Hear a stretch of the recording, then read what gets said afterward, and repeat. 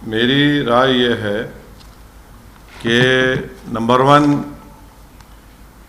ये तो इसके ख़िलाफ़ अपील होनी चाहिए। इस जो ऑर्डर आया है आज का, फ़ौरन इसके ख़िलाफ़ हाई कोर्ट में अपील होनी चाहिए। और दूसरी बात यह है कि सुप्रीम कोर्ट ने जो 20 मई 2020 को जो अपना ऑर्डर दिया था, अगर आप वो ऑर्डर पढ़ेंगे तो पॉइंट 2 सबसेक्शन 4 में सुप्रीम कोर्ट ने ये कहा था कि the interim order of the court dated 17 May 2022 will continue to remain in operation pending the disposal of the application under order 11 rule under CPC. Thereafter, for a period of 8 weeks, so as to enable any party which is aggrieved by the order of district judge to pursue its rights and remedies in accordance with the law. तो जो interim order है वो आज के इस order के बाद भी सुप्रीम कोर्ट ने कहा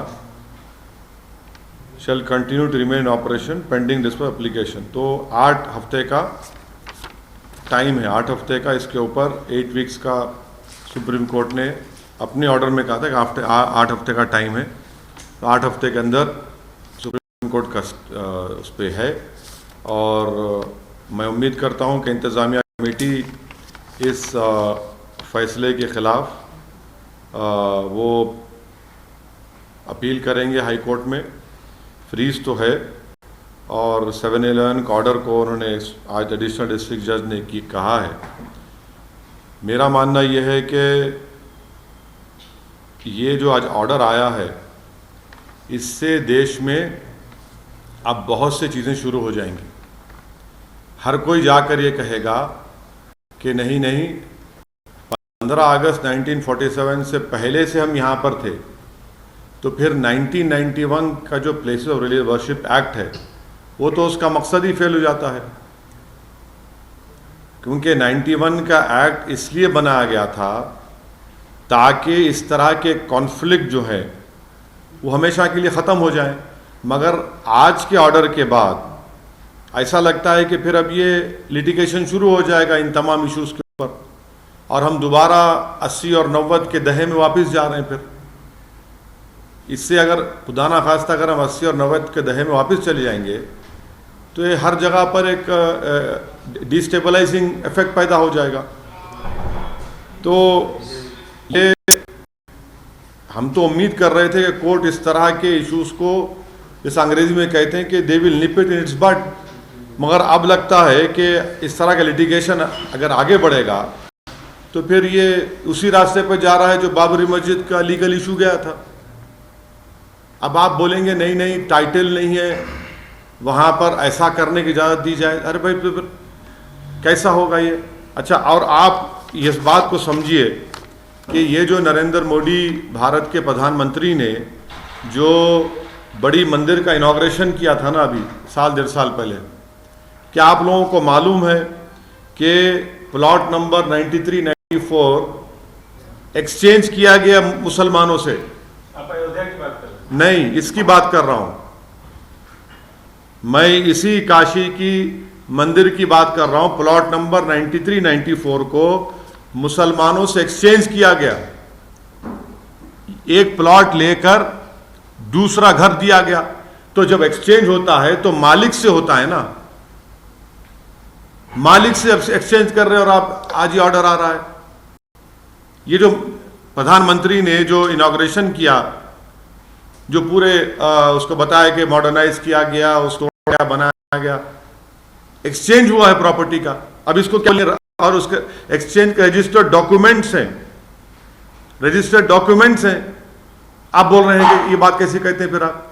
दूसरी बात ये है कि 1883-84 का खसरा है जिसमें लिखा गया प्लॉट नंबर 9130, ये प्लॉट नंबर 9130 है, उसमें उर्दू में लिखा है कि मकबूज़े अहले इस्लाम मस्जिद। तीसरी बात आप देख लीजिए कि ये जो है प्लॉट नंबर 9130 26 फरवरी 1942 को वक्फ का गजट इशू हुआ था।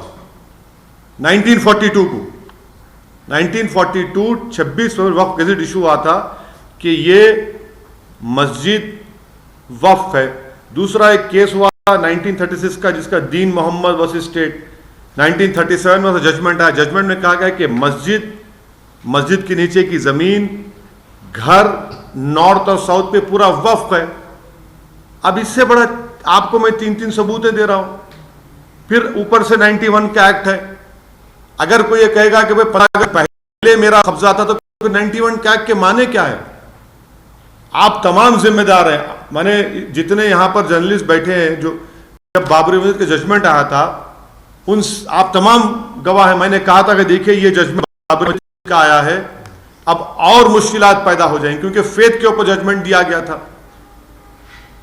अब 91 का एक्ट है और सुप्रीम कोर्ट ने बाबरी मस्जिद जजमेंट में कहा कि भाई जो माजी में जो कुछ भी हुआ उसको हम खोलेंगे नहीं। 15 अगस्त 1947 को जो था वही रहेगा। अब यहां पर ये कह रहे हैं कि नहीं 15 अगस्त से पहले हम हैं, तो अब आप देखते जाएंगे कि एक के बाद एक केसेस पढ़ते जाएंगे। इसका असर क्या होगा देश में? फिर आपका कहना है नहीं, इसका असर ये होगा कि डिस्टेबलाइजिंग इफेक्ट पैदा होगा। 91 का एक्ट क्या कह रहा है? अगर आप कोई ऐसा काम करेंगे जिससे nature of the religious place change हो जाता है, तो फिर 91 का एक्ट किस माने में रखता? बोलिए आप, क्या माने रखता? चाहे मस्जिद हो, चाहे मंदिर हो, गिरजाघर हो, कुछ हो, अगर कोई ऐसा काम होता है तो फिर वो उस प्लेस का नेचर ही चेंज हो जाएगा ना। ठीक है, अभी तो ये 7/11 का ऑर्डर आया है। सुप्रीम कोर्ट का जो 20 मई का ऑर्डर है, उन्होंने 8 हफ्ते का उसमें फ्रीज लगाया है। अपील होनी चाहिए, अपील होगी। और मगर ये इसके आप मैं तो एक लेमन की तरह समझने की कोशिश कर रहा हूं कि 1883 का खसरा रिकॉर्ड प्लॉट नंबर 9130 कहता है कि मकबूज अहले इस्लाम मस्जिद है। दूसरा 1936 का दीन मोहम्मद का जजमेंट है जो 1937 में आया, जिसमें कहा कि मस्जिद हाउस, मस्जिद के नीचे की जमीन, नॉर्थ साइड पूरा वक्फ है।